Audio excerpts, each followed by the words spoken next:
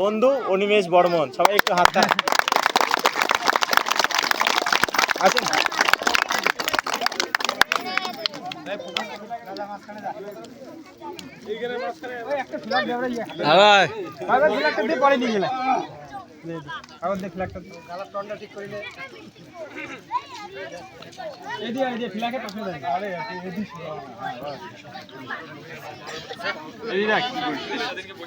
আমার স্বাধীনতা দিবসের ৭৬তম স্বাধীনতা দিবসের আন্তরিক শুভেচ্ছা, অভিনন্দন, ছোটদের ভালোবাসা, বড়দের প্রণাম।